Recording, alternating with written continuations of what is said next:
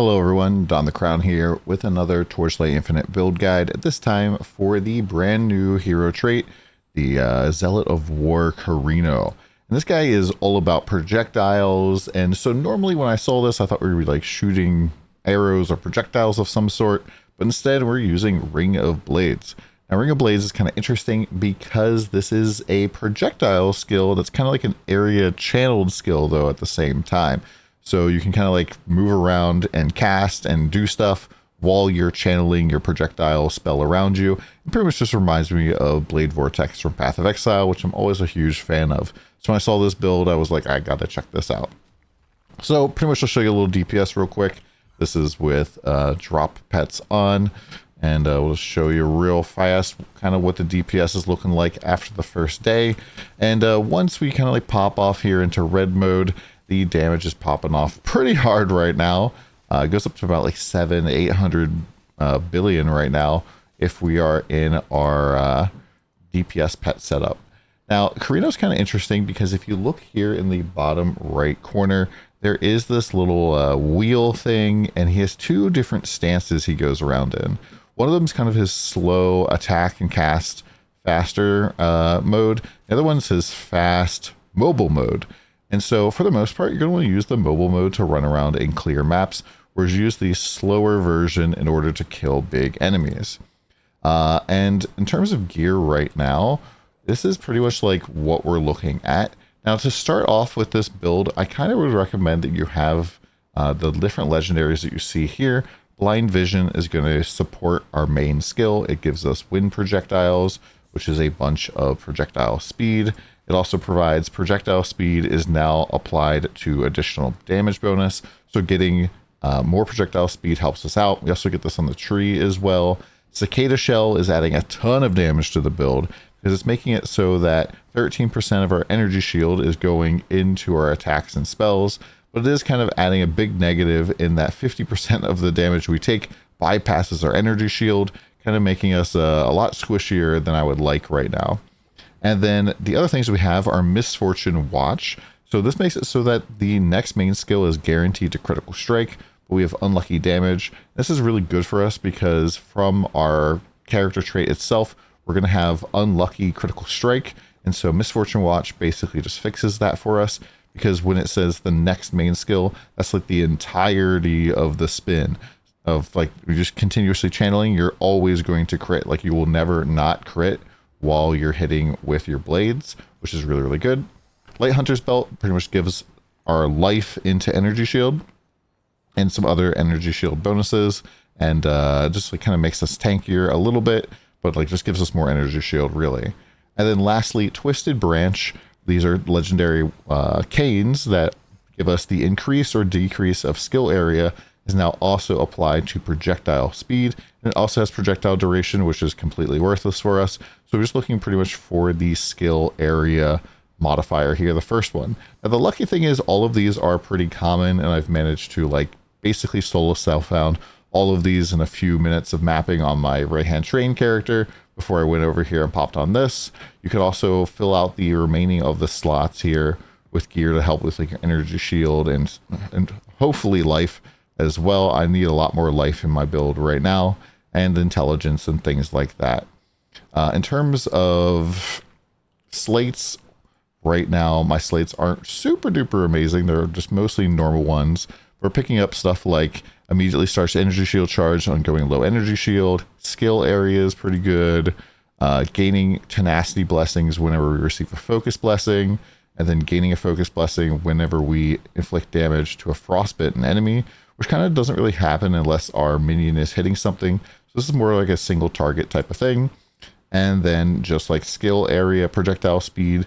These like nodes are really, really good because our skill area also turns into projectile speed, and projectile speed turns into multiplicative damage, which is really nice.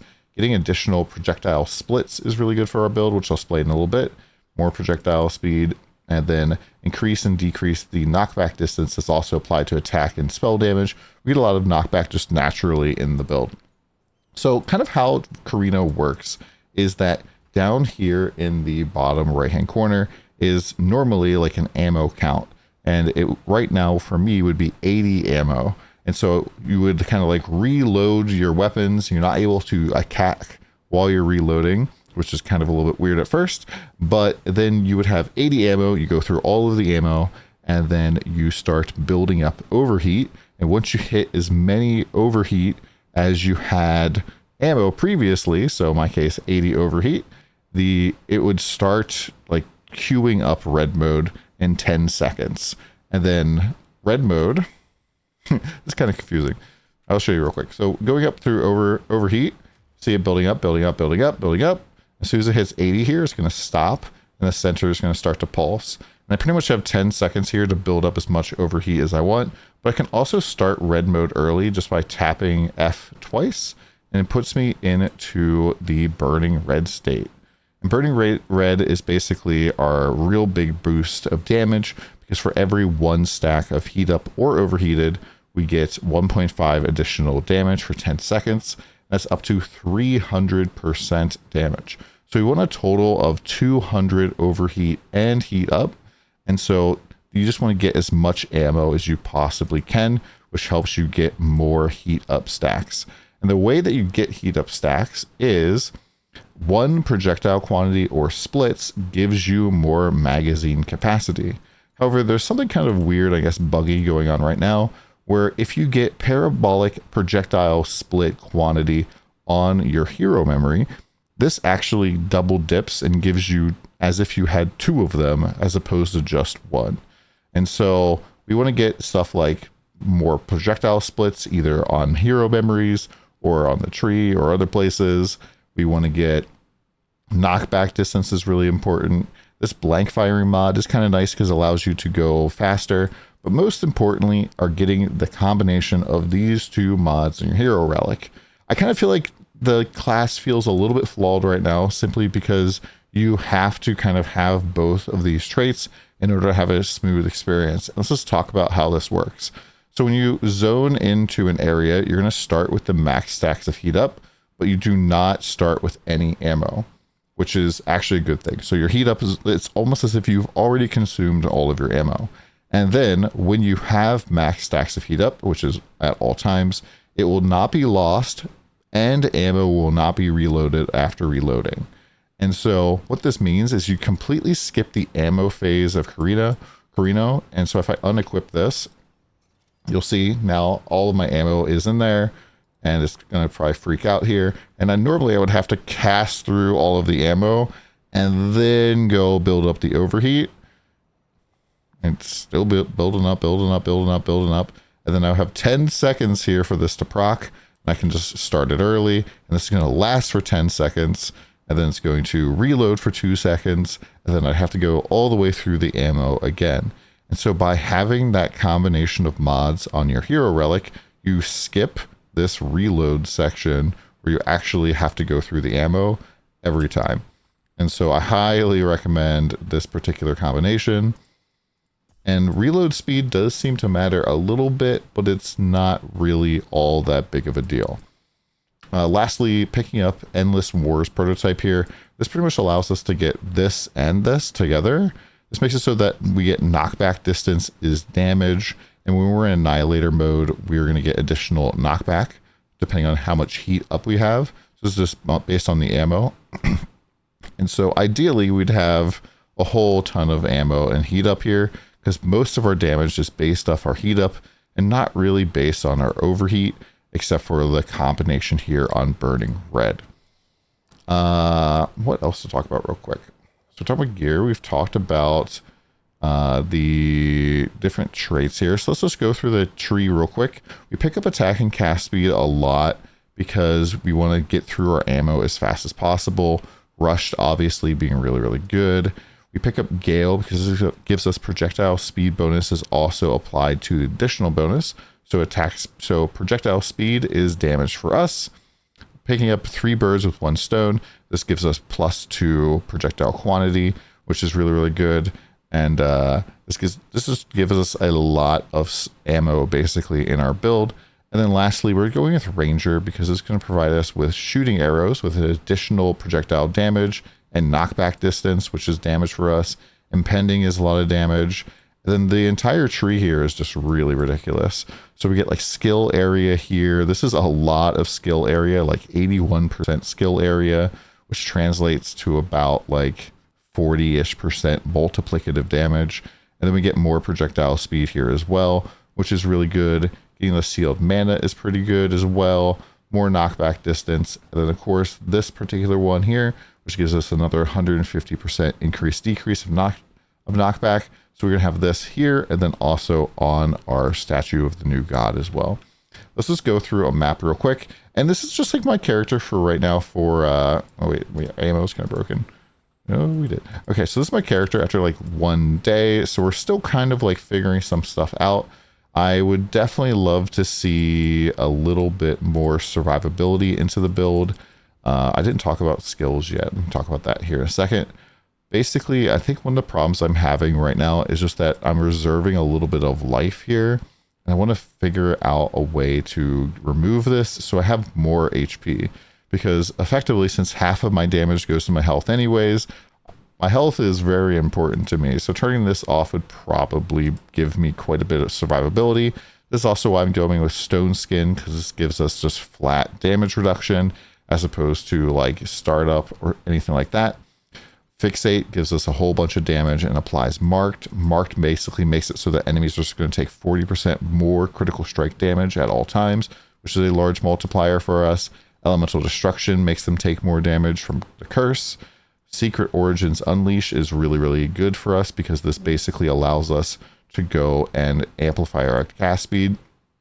And especially for these things here, you can replace the increased duration with Preparation if you don't want to like manually cast these. You can just like go through the map with those on. Oh, quick talk about candles. My candles suck right now. Let's have movement speed, a little bit of skill area, and then max channel stacks, which does increase our damage a little bit with Ring of Blades, but it's kind of acting weird right now. So let's just start through the map here. This is just an 8-1. And for the most part, you can just stick in the speedy mode of your character. You don't have to go and slow down to the like doing the big damage mode most of the time. Now, if you see anything kind of survive getting touched by your blades, because you have huge AoE, as you see, it's like AoE gives us damage, so investing into more AoE is really nice, which makes the clear really good. But if anything survives, like even a moment here of me like touching it, if you would, you just want to switch modes over. Also, if you're doing something that's spawning a lot of enemies really quickly, it's kind of a good idea as well, just to switch over to the slow mode. So you're just doing your full big boy damage, and definitely do that for bosses as well. Lots of times, like when I zone into a boss room, the boss will just be dead before I can even get control of my character again, just because of how much like damage is going out from these blades. And since we're just channeling them, they're like never really going away unless they drop off from reloading. So you notice right there, that's actually perfect timing. When you reload, sometimes in a map, the channeling will break. This will happen pretty much always when you're at the training dummy. So you want to keep your eyes open for that. And if they disappear, you can just, hit the right click once again, and you'll be good to go. And we're actually doing Dark Surge right now, so I'm going to blast through these. And yeah, overall, it's been a pretty fun build. We leveled up just following the max roll build guide, and we just slapped on some high level rings that had a whole bunch of added damage to spells and attacks, and used one of the boots to trigger off spells. Now, one thing to note, if you're going to level this up and you're going to use one of the new boots here, so let me just find them real quick. So there's 3 new boots for leveling. You have Fire Shielding Prosthetics. This fires off Fire Burst and Flame Jet. Then you also have Thunder Channeling Prosthetics, which is Chain Lightning and Sparkle. And then you have Cold Sanctuary Prosthetics. I would recommend this one because I'm pretty sure that the other ones have projectile skills in them. And while you're reloading, you cannot attack. And like once you run out of ammo, you can't attack until you're like higher level, like until you get to level 60. You don't have the ability to reload, to shoot without ammo. And so going with the The cold one allows you to kind of shoot more times for your movement skill in order to move quickly. I'm going to put a link in the description down below for the build guide, for the build code. If you're looking for the build code, you're just going to click on the flame up here in the top. You're going to click on Pro Builds, Quick Builds, and then click Enter Build Code, which is right behind me here. And then drop the code right in here, and you should be good to go. Hopefully this video helps you out. I'll also put a filter in here as well. I'm still using actually the same filter for my train build. I'll probably split the two apart, but it highlights all of the legendaries that you need for this.